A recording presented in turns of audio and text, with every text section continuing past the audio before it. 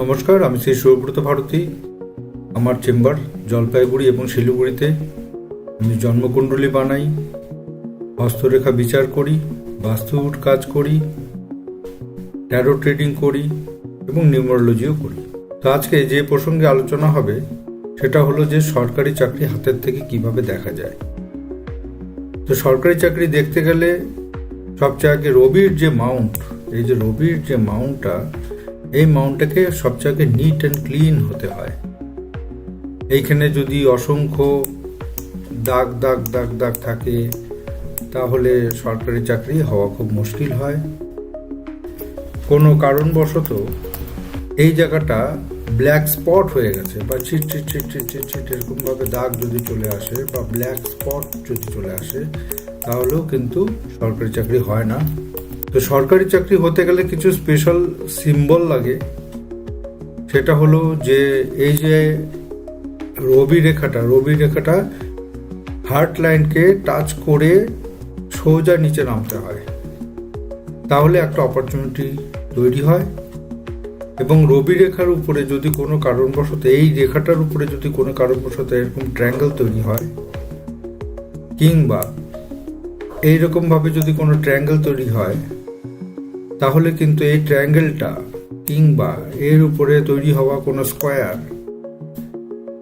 বা রবি রেখার সাপোর্টিং যদি কোনো লাইন এইভাবে চলে আসে, তাহলে কিন্তু এটি গভর্নমেন্ট সার্ভিস বা গভর্নমেন্ট আন্ডারটেকিং, কোনো জব বা গভর্নমেন্টের সাথে থেকে কোনো কাজ, কন্ট্রাক্টারি, এই ব্যাপারগুলি কিন্তু এই রেখার মাধ্যমে বুঝতে পারি।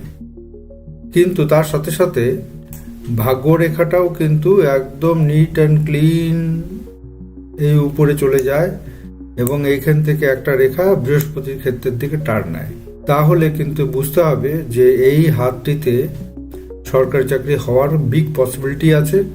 এই ভদ্রলোক যদি চেষ্টা করেন তাহলে সরকারি চাকরি হতে পারে, না হলে এই হাতে একটা সিকিউর জব এবং মাল্টিপল কানেকশন থেকে তার অর্থ আগমনের যোগ।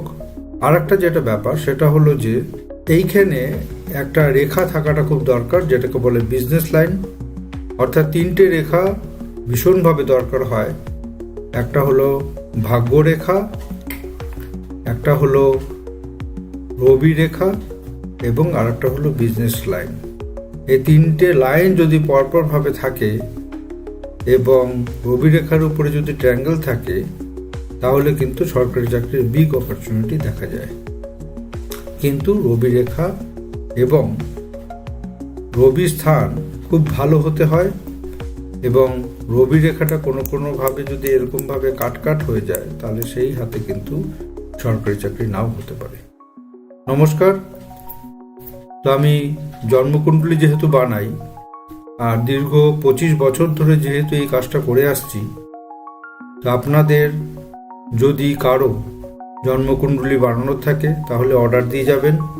যদি কারো বাস্তু দেখানোর থাকে তাহলেও অর্ডার দিয়ে যাবেন, বুকিং করাবেন। তো আমি জলপাইগুড়ি শিলিগুড়ি সেক্টরে কাজ করি। তো যারাই এই ভিডিও দেখছেন, যদি আপনাদের পছন্দ হয়ে থাকে তাহলে অবশ্যই লাইক করবেন, শেয়ার করবেন। নমস্কার।